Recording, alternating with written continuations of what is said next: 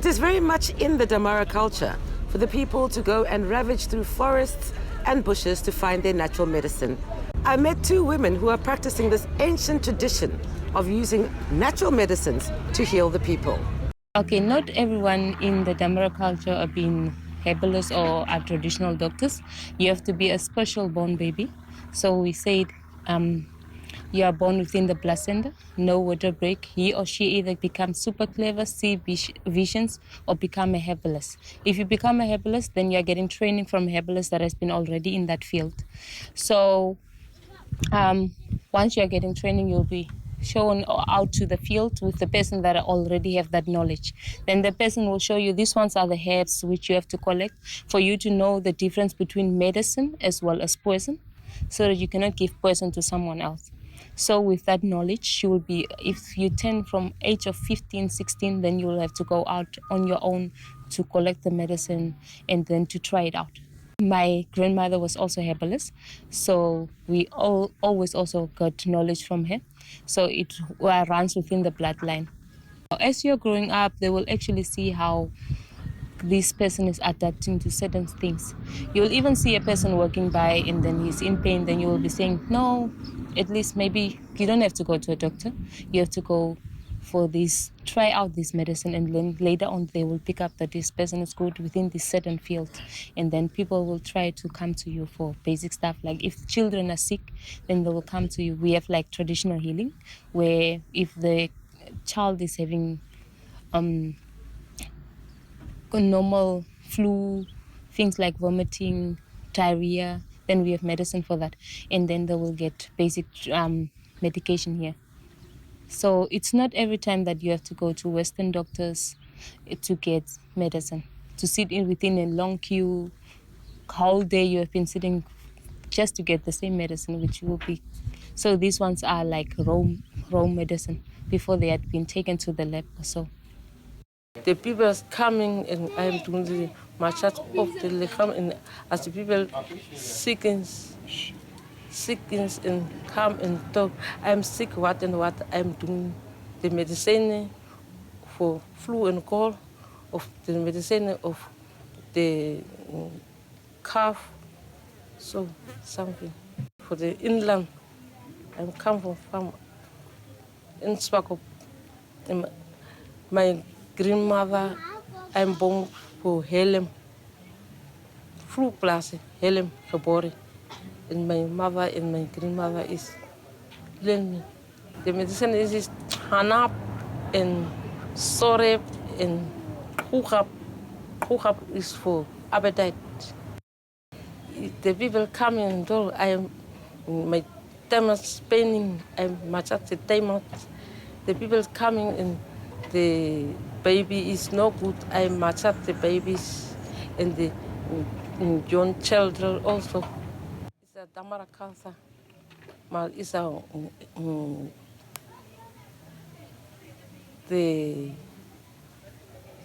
my mother and my grandmother learned me. I'm born the Helm. The people sing, I do the things. And she's told under one, told for under one, and coming. Okay, actually, where that massaging is coming in is most of the women are pregnant, and sometimes kids are being formed within another vein or sit on a different position. So normally she will have to massage the baby out so that the baby can go to a normal position, for the ladies to breathe well, for the ladies to feel well, because it's uncomfortable if a baby is sitting on one side and so on. And then sometimes you're having pains within your tummy, which is uncomfortable for you to hold in and so on. So they will be doing like massaging just for you to relax. So it's just like spare where you guys have to go massage your whole body and so on. But then she will know which side all your intestines and everything is, so where they are actually located, so she will have to massage them back to their normal position. I asked them just how and when they source this medicine. Hanap, for and grip. You drink tea. It smells very nice. It smells nice. Where do you get it from? In the field. You find it, you go pick it. Just in the river. Okay. Smells nice. For stomach problems. For the, Cold. Flu. this one is sorry for the dry cough. It's small pus. Oh. You also drink it? Also drink. And this one is the kucha. Kucha for appetite. More appetite. So this is all natural things from the ground, from the earth. And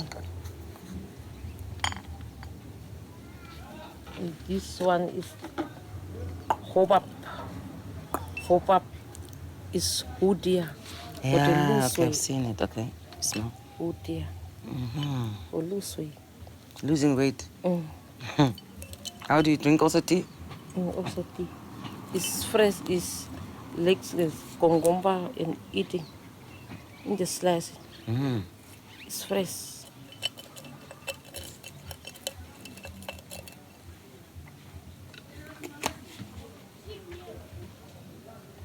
And this one is horibekam.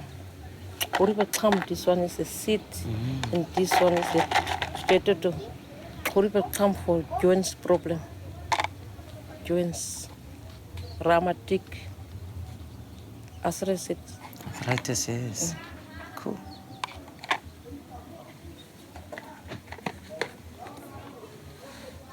And this one is pari. Pari is for tree. You cutting, you burning in the fire, and you grind, and you put in the cutting. When it's bleeding, when it's open? It's open. Oh, for like disinfecting or... This was for infections.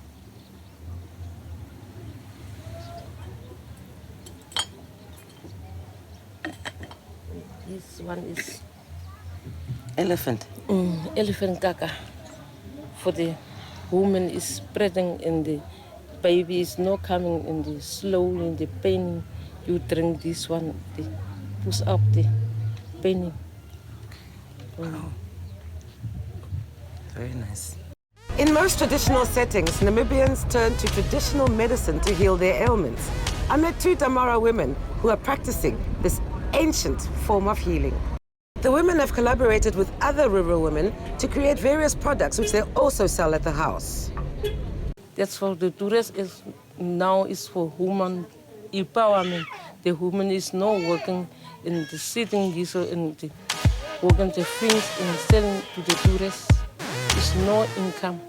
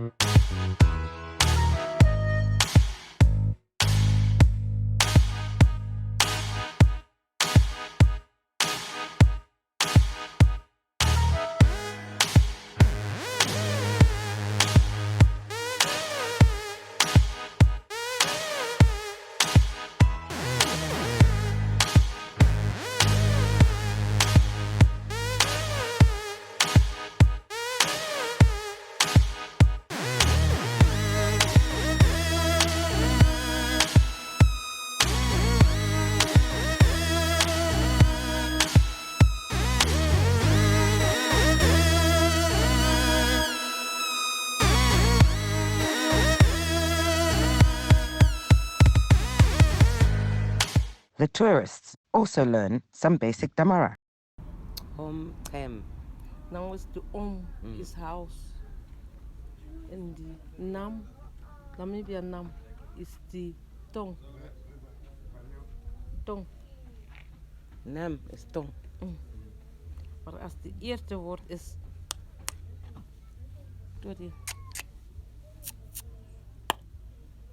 als die ene hier zo komt is Tom. Tom is belief. Mom. Mom is smile. Ay. Die one is And this one is smile. And this one is difficult of heavy.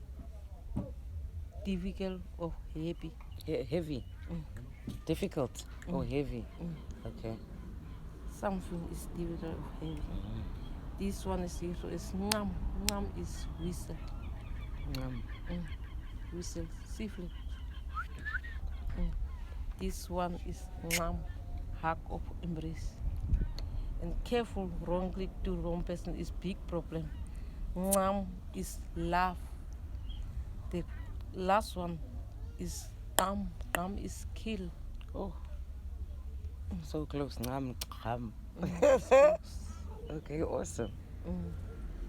Cool. And how much is a tour normally? How much does it cost? The tourists coming. Yeah. One is $50.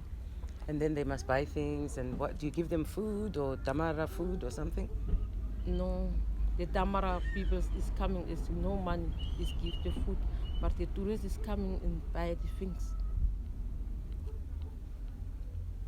And writing everything's the name in the books. Okay. The thing is the Bible. Okay. And tell me also, how did you survive Corona when it was locked down and no one could come? The tourists were not allowed to come. How did you survive? I am survived to the recycle things. So how do you recycle? I'm going to take the things and cut and sit in the bag and selling in the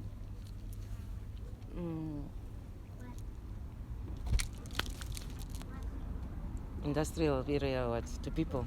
I'm selling in the rubbish Dump. Rubbish things. Sure. President Hage Geingob had a rather disappointing interview with Al Jazeera recently about oil discoveries in the country, which apparently are not going to benefit us as a people. The discovery of oil, the green hydrogen issues are now making Namibia to be on the top shelf of the world. I was in Brussels. I had to see everybody, nearly every leader, the king, the prime minister, that. So that's what Namibia is now, it seems. So discovering of oil, discovering of concept of green hydrogen are things we must be kind of careful about. Tea, anyone? Not to get excited, not to think now manna is now on earth. It will take a long time first to sell. It's true, it may help us to develop our country, but oil has been a curse in many countries. So since we are the last ones to get it, and since we are talking with those who are involved, as I've done, as equals, we hope that we are going to have a win-win situation from that. Your predecessor, President Bohamba, was quoted a while ago saying, oil is the only thing we lack in this country. You've got all the other minerals, diamond, gold, copper, and cattle, so many sheep. How will oil specifically help transform the economy of Namibia? I wouldn't say oil specifically will do that. Firstly, it's not our oil. It's not our oil. It's not our oil. Money is going to go out to those who discovered it. So it will not be a big thing. We had gold, as we are saying. We have diamonds. We don't see a big difference. It still goes outside in a raw form. Technology transferred. So we hope that we have good friends we have, that there must be some kind of value addition in the country. That's the only way you can say there will be more jobs created, and then the money will be paid, salaries, and that way money will stay in the country. But before that, we cannot celebrate. First wave of African leaders were those extraordinary people, Kwame Nkrumah, Mzee Kenyatta. Those were extraordinary personalities who had kind of, we look at them as gods. They told us to wake up to free ourselves. Elections are the requirement. Whether elections are perfect or not, no election is perfect. But we come through elections, processes, systems, and institutions. To tell you the truth, there are some people, when they come to invest, who like to see the president. And I tell them, don't see the president, you must see the ministers. It's a process, systems, and institution. And I will tell you, I didn't know about even Qatar's involvement in oil search. I was told when they discovered the oil, when they discovered the oil, when they discovered the oil. Of course, we are a little bit wary about it because we had that kind of experience in the past. We were excited there's going to be oil, and so on, there was nothing. So we were a little bit cool, only to be told properly that there is oil. So don't get excited. I told them, don't get excited, cool it, and let's see how we're going to discuss with those who discovered oil, what will be the benefits that will accrue to Namibians from that discovery. Now, Namibia will join a long list of African countries that are oil producing very soon. And therefore, now will be no big deal. Indeed, but again, in some of these countries, oil has not been helping much. It's been a curse, as some would like to put it. What are you doing to ensure that Namibia doesn't fall into the trap of those countries where oil has been a curse? Yeah, we'll do what we are doing with other minerals.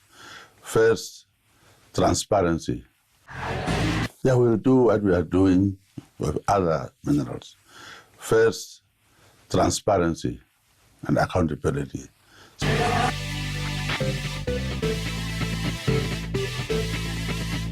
And accountability spells harmony.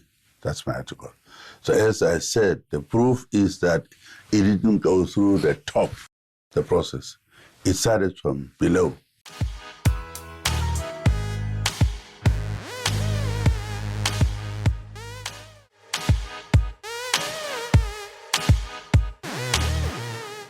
President Hage Geingob had a rather disappointing interview with Al Jazeera recently. The voice of the people, Michael Amushilelo, had this to say.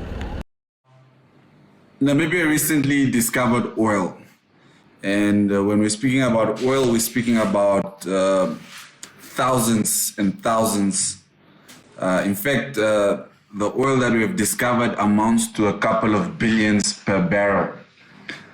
Now, it's no secret that Namibia is one of the few countries that is mineral rich, meaning that we're rich in natural resources. We're blessed to have an ocean that covers almost our entire coastal line. And as a result of that, we've got a lot of marine resources. Our marine resources, give or take, it's valued a couple of billions, if not more. And then we obviously have a lot of natural resources such as copper, gold, diamonds, we've got zinc. We literally have plenty of natural resources. Now, Namibia has a population of about 2-point-something million people. 2-point-something. That's the amount of people that we have in this country. Now, we also have one of the biggest countries in the world. Like, our country is very big. Google the size of Rwanda. Rwanda has a population of 10 million people. but Rwanda is almost the size of Caprivi, if Caprivi is not bigger than Rwanda. But you should see how that country is progressing. It's progressing very well because they have a progressive leader. It doesn't help a country has an abundance of natural resources when the country itself does not have direct ownership of those resources. Now, this is the problem in Namibia. Namibians, and in particular the Namibian government, doesn't have control and ownership of its natural resources. The reason why countries such as Qatar, United Arab Emirates, Saudi Arabia, Iran, Venezuela, these countries, the reason why they're doing so well is simply because these countries are in charge of their country's natural resources. And that's why they're able to give their citizens a better life. Here in Namibia, on the other hand, unfortunately, we have no control of our natural resources. And as a result of us not having control of those natural resources, we are unable to adequately redistribute wealth amongst our people because most of the mines are unfortunately foreign owned. Now, point number 2, the big problem that we do in this country is that we borrow money not for production, but merely for consumption. Now, this is very dangerous. When a country only borrows money for consuming and not for production, this is part of the reason why we have limited ownership in our country's natural resources. So what we do as a country, we literally say, no, we've got gold, we've got all of these things, we've got copper. However, we don't have the money, and that's why the president is always taking trips abroad so that he can go and beg investors to come and invest money in our country. Now, this is again another typical example that I'm going to give. Husab mine cost 20 billion Namibian dollars in order for them to set up that mine. Husab mine on an annual basis brings revenues of about 10 billion Namibian dollars. Now, it's not rocket science. The government could have literally taken 20 billion, borrowed it, and then build Husab mine, and then have it 100% controlled by the Namibian government, and each year they could have been making 10 billion Namibian dollars in revenue. But they did not do that. I once again said we could have taken ownership of B2 gold mine. B2 gold mine, I think give or take, they make about 33 billion Namibian dollars in revenue. 33 billion Namibian dollars in revenue. The cost of setting up B2 gold mine was just a mere 3 billion Namibian dollars. That was the cost of setting up B2 gold mine. However, because we are being led by people who don't think, we went and built a dam in the south at a cost of about 5 billion Namibian dollars. We went and recently built an oil storage facility that costed us almost about 6 billion Namibian dollars. Now, the government always says that we do not have money. If government had taken that 6 billion Namibian dollars and they went into our ocean and they started looking for oil, we would have discovered oil, and that oil would have been 100% owned by Namibians. Now, similar is the same case of the oil that we have found in Okavango. Had government taken money, now you imagine you are building an oil storage facility, but you yourself do not produce oil. That is what you call stupidity. It's like you're building a storage to store food, but you know that you do not produce food. How do you build a storage to store food, knowing very well that you do not produce food? You first start producing food, and then from the food, you then build a food storage.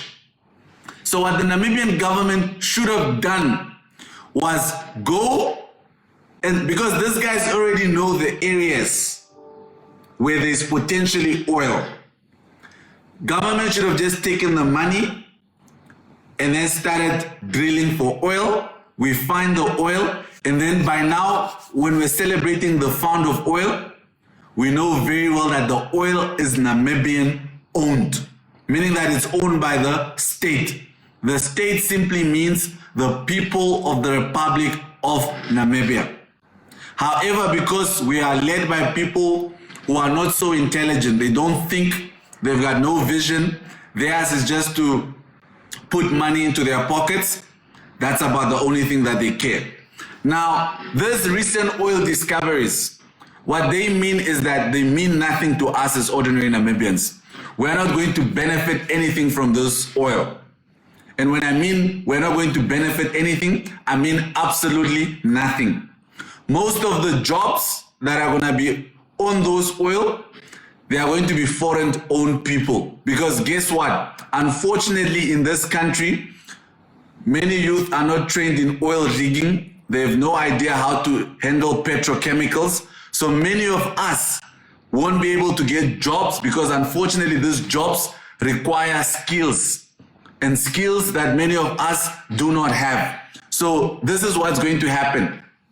Foreigners are already the ones working on this current oil rigs. So that simply means that you as a Namibian hoping to get a job, you're not going to find a job because you don't have the relevant skills to find this job. So already you're not going to benefit from the jobs that is going to be created by this oil rush. Second of all, you as an individual in this country, there is no direct benefit for you because this oil, unfortunately, is foreign-owned oil. It doesn't belong to you. Now, this is what we can do. With the discovery now of the oil, government should now put money aside to start building what is called oil refineries. Now, oil refineries, this is now me thinking for the government because these guys can't think. I'm thinking for you now. Please, you are welcome to steal my ideas because you unfortunately do not have the thinking capacity. Here is the idea. Now that we have oil, go and borrow money. Yes, go and borrow money because we do not have money. But borrow the money so that you can build oil refineries.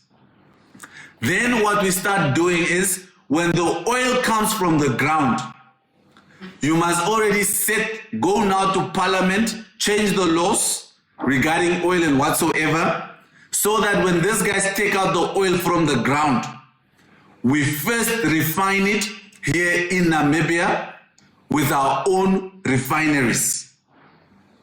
Once the oil is refined, that's then the only time the owners of this oil, because we're not the owners of the oil, as the president has said, the owners of the oil can then take this oil that we have refined and then they can sell it to whoever they want to sell it. But before refining it, it cannot be sold.